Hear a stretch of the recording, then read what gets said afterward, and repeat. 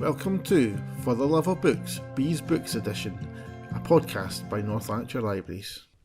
Hi, this is Pari. And this is Jenny. And we're here to talk about Bees Books. I'm slightly giddy today, just to warn you, I'm slightly giddy. Oh, giddy good, giddy bad? Not giddy good, but I feel as if all my words want to come out at once. Oh. So I yeah. apologise if there's just like flair. That's good. Sometimes I'm like that even on a normal day when I'm not giddy, so that's fine. So this time the theme that B gave us was a theme I could not remember until like 5 minutes ago. It was called Weather the Storm. Mm-hmm. And we thought we were done with storms by the time B sort of assigned it to us. And lo and behold. No, it's very windy again today. We've been blown away. Yes, my hair. Yeah. Everywhere. This is why I did not bother to wash my hair, is what the story I'm sticking with, not because I woke up late and couldn't be bothered to catch my train. And you do feel this time of year that even when you don't, you have leaves stuck in your hair and all sorts of things. So you might as well encourage nest building or Yes. whatever it is. So what about the books? So I only have one this week. Okay. And it is a book called Freeze by Oh. Kate Simmons. I'm thinking that is.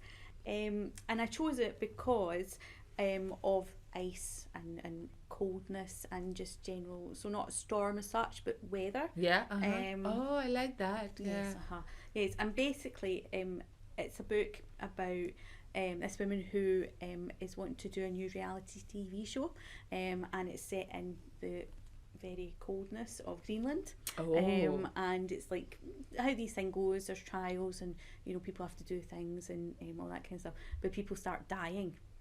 And it's not like a Hunger Games it's reality not. show. No. Okay, so that's not a part of the plan. No. And there is a big storm in it as well, a big snowstorm, which is quite cool. But yes, that's what I've chosen. And what have you chosen before I start? So I've chosen 2 books, and they're both actually really similar. I think I was in that sort of mood. But I'm sort of a different kind of storm, I guess. So the first book is called The Ministry of Unladylike Activity, like a name that I love, by Robin Stevens. And I've spoken about her previous series before, Murder Most Unladylike. Oh yeah, she does like unladylike, doesn't she? But this one's, this features a younger sister of one of the main characters, Hazel, in the first series. So it's not it is a spin-off, but it has a different vibe because this is about like spies and stuff, so spying and things, and it's set during the Blitz, like the World War II, so they're weathering the storm of war, I guess, and bombs, like the threat of bombs. So it's very like a thrust very much into the action or into like into history, I guess, because these are things that people, even in living memory, I think we have some people around who've like either experienced it or like know stories of it, and this one puts you there alongside them in a way that I think makes history come alive in a really nice way, but also it's a really fun romp, even though it's murder. It's a junior book as well. It is a junior book, and it has nice blue pages, which is really nice. So the other one's also a junior book, so it's middle grade, but I'll sell people who are not so good on middle grade later. But the other one's called The Swifts, Mystery, Mischief, Murder. The other, I don't know, I think I saw it online, but the other sort of, what's it called? The subtitle of it was A Dictionary of Scoundrels. Which that's fabulous. Yes. And this one's, it's like, so it's a really oddball cast of characters of a family called Swifts. Like they sort of originated in England, but now they're spread far and wide. And now, but when the book is set, it's the first in a series. It's during a family reunion, so they're storming. The storm consists of relatives. Yes. Of like they live in a huge manor house, and there's like hundreds of relatives who've come. So, and then there's murder as well. So both are murdery.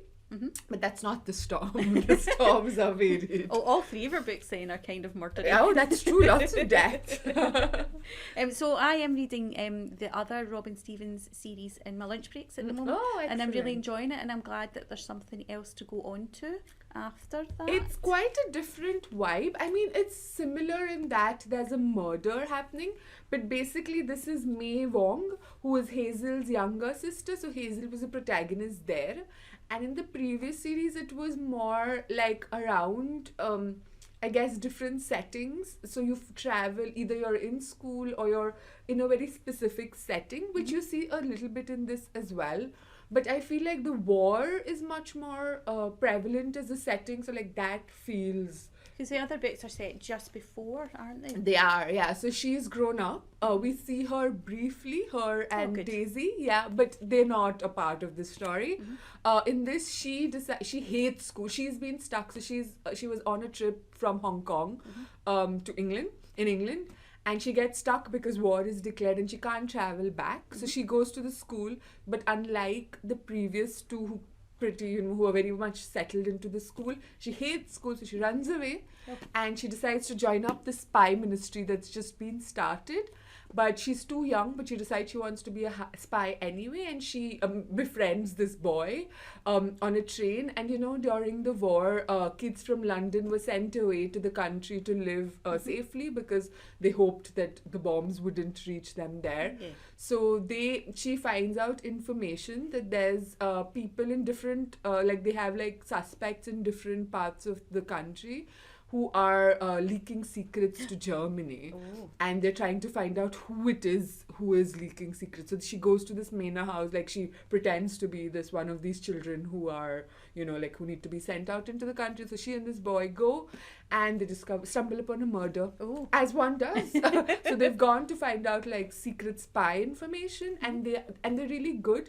So the sort of premise is that children are really unnoticed by adults, and they can get into places and find information in a way that adults can't always, and they take real advantage of that. And it again, like weird characters, which both, like, I think they're similar in that they're middle grade mysteries, but also like really bizarre characters, which I love. Absolutely. And what I really like in both of them, so in the in Ministry of Unladylike Activity, I think I guessed who it was maybe 2/3 of the way in, and in the Swifts I guessed it pretty early on. Which I suppose you can say is because it's written for kids. It's like it makes it easier for adults to figure it out. But I don't think that's always true, because Robin Stevens for sure, but also Beth Lincoln, who wrote the Swifts, I didn't read out her name. But I think they're really clever in the way they do these things. And even if it's because even with Agatha Christie, sometimes you're able to guess, even though there's so many red herrings and like suspects and things. But it's just, I think the characters and the setting and you want to figure out, if you know who it is, you want to figure out how, why, why, and like, and also you are shouting at the characters saying that obviously your suspects are, like you're saying this with all the confidence of having read mystery books before. Obviously you're wrong, don't be such an idiot. That's the person. It's like shouting at the television when somebody goes into the basement in a horror film. Exactly. That's what I felt with the Swift so much, because I was sure that this person was, but nobody seemed to suspect this person, and every time the character was around, I was like, oh no, what's gonna happen? Please be safe, because they're all kids. And it's so with the Swift, it's set in so it's the main character's name is Shenanigan Swift. Well. So this family decides to pick up names from a dictionary. Like, this was a tradition that was established, and they believe that they have this thing of like the mother closes her eyes and has to sort of pick a random page and a random name, and they believe the name that she picks sort of is like how the person is going to be. So Shenanigan is mischievous, maybe underhanded, maybe she's like a bad un maybe. And she's trying to figure out whether she's living up to her name, or whether she can sort of like let the name define her, or whether she can challenge the conventions a bit. And her two sisters are Phenomena Swift and Felicity Swift, and they all have different personalities, but they all come together to solve this mystery in a way. And then there's these other, like, she makes friends with one of their cousins, and they're fantastic. They knit like these jumpers themselves. One is like the poison of a moth, some sort of moth, and they wanted the poison splatter. They're like, I couldn't find this perfect jumper anywhere, so I decided to knit it myself. And it's just like weird characters. But I think, like, I guess adults, some grown-ups might be very snobby about reading. Like middle grade mysteries. Oh, but they're good. They're good, and I feel like they're more fun sometimes, because the adult ones are like very serious and take themselves seriously, whereas these two don't. Like, obviously there's murder and there's mystery, but there's also like personality, and there's, you know, like they're kids, so they're having fun, and they're trying to figure out a way to sort of, like, you know, because adults don't believe them and everything is controlled by adults, but they still find ways around it.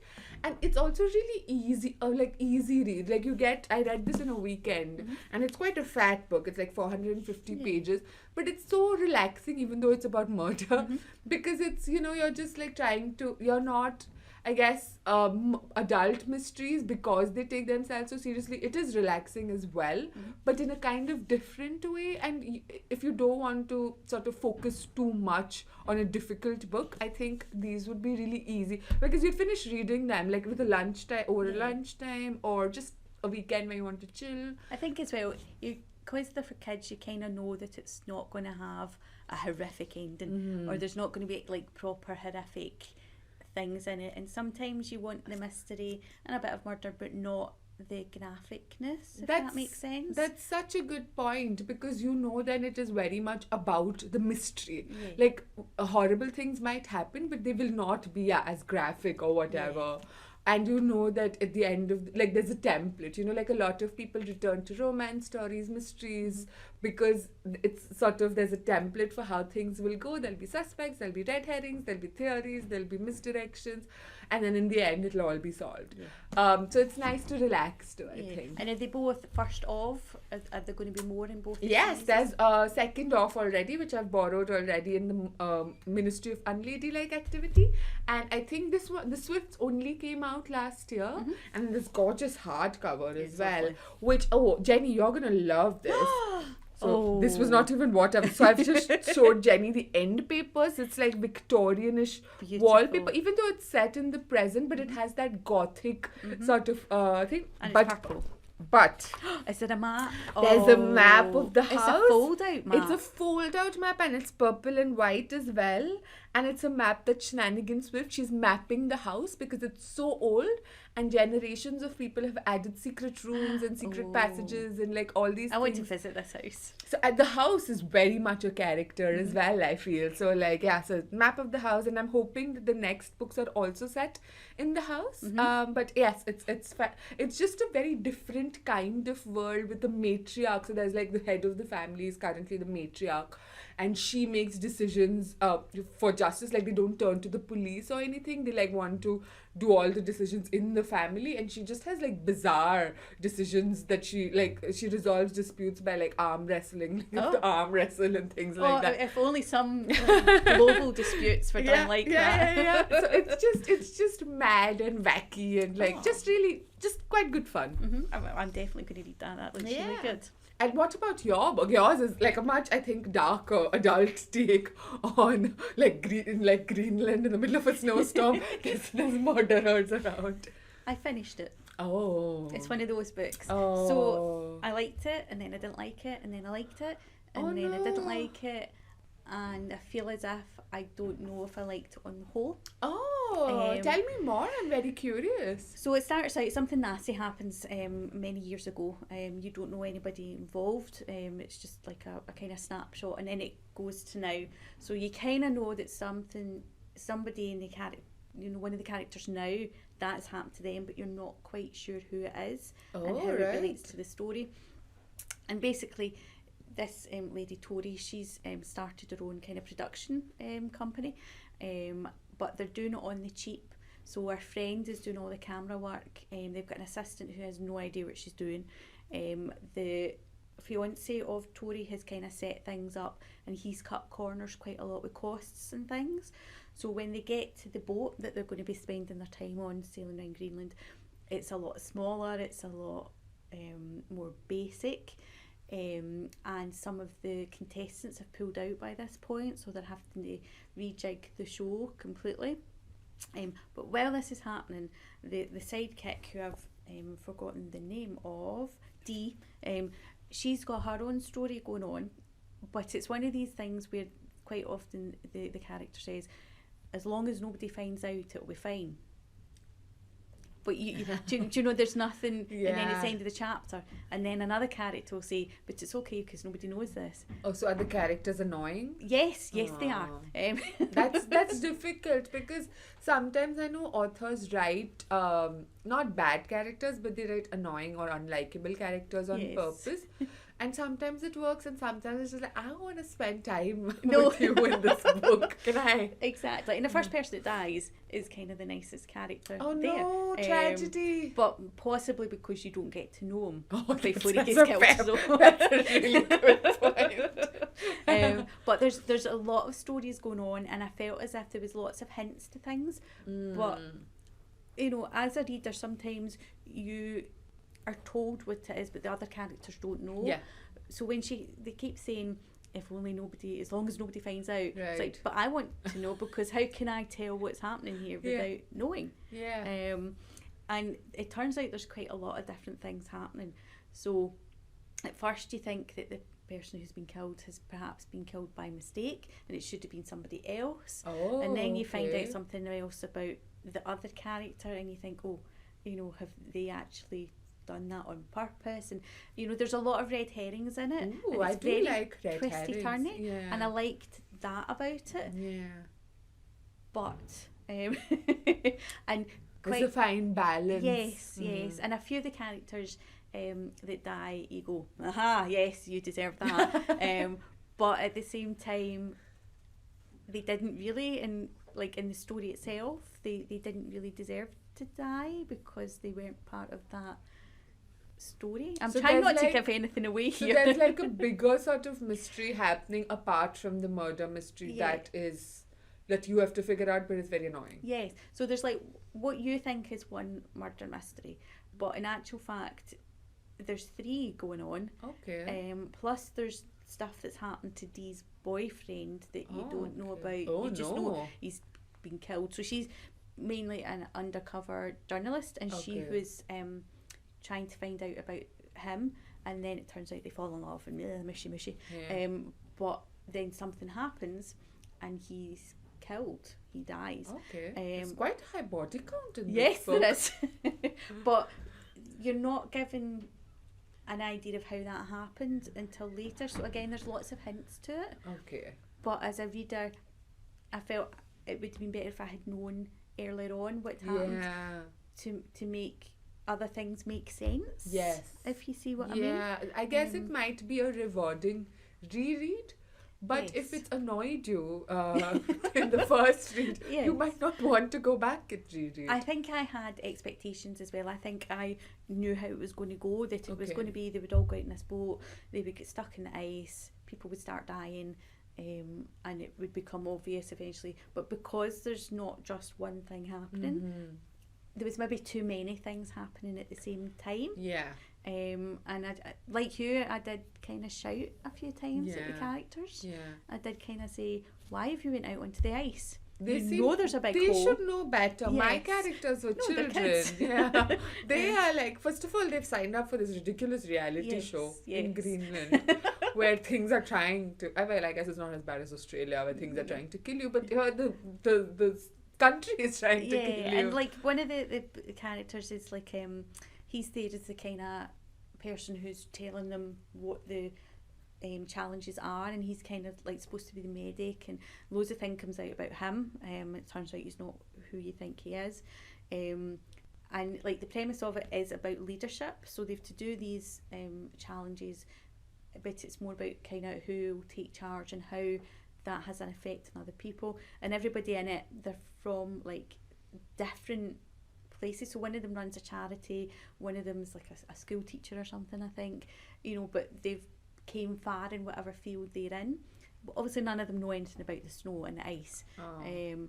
But this guy who's like the medic, he's actually like into the environment and kind of doesn't like the fact that these people come here on these big boats to do these kind of things. So you're thinking, is he going to have, is he trying to kill them off because... to save the planet? Yes, yes. And... that's so it sounds like there's a sort of ingredients for a good book. Yeah, and talking about it out loud now, I can see that there is, it could be good, but in just some places it just kind of annoyed me. And some characters weren't developed as much as they should have been. So like the captain of the boat, and as I say, it's all done like on budget, and Tori doesn't even know some of the things that have been cut to save the money. So she's not expecting this really basic boat. The captain's kind of got a wee story happening there, but we don't really find out about that. And then the fiance has obviously got a story, but he's back in England and we don't really know anything there. So I felt the book could have been slightly bigger, but some of it cut out and some other things put in. Yeah. If that makes sense. And you sort of working this out as you're talking made me think of what a really good library service or just live service would be, like book therapy sessions. You've read a terrible book, or you've read a confusing book, or you've read a great book and you want to talk to somebody about it, because that's what we use this podcast for. Exactly. But I think like there's not enough space like that in real life for people to do when you just actually want to just talk about a book. Yeah, either rant about a book like I did, a absolutely. few months ago, or you just want to figure things out. Yeah, this book is... I wouldn't rant about this book. No. I wouldn't tell people not to read it. But I felt for me, and maybe it's because of the books I usually enjoy and things like that, I was looking for something else. It's not a book like your books where you could just sit back and enjoy it and that would be it. It was a book that made me slightly angry. think the characters from the Swifts would be a really good sort of bunch to chuck into Greenland, because that's just like just as you were talking, I was like, I wonder how Pamplemousse, I think that was his name, would have handled this. He was just this guy who put on a French accent but seemingly did not actually know French. Okay. Because one of the characters who did know French tried to ask him to pass the butter, and he said, yes, it's going to be in July. So he would just the kind of thing I would do, But he just went around declaring duels to people, like, you took took the last quiche from the buffet, I will duel to death with you in Scrabble or something. Because they have, so they come from, like, currently they're like a bit hard up, but they come from this illustrious line of rich people. So they've made the house mad, and in the gardens there's like a live action Scrabble board and like a maze and things as well. But like, so you can play as you put these giant Scrabble tiles. So like he kept dueling people, arm wrestling to death and things.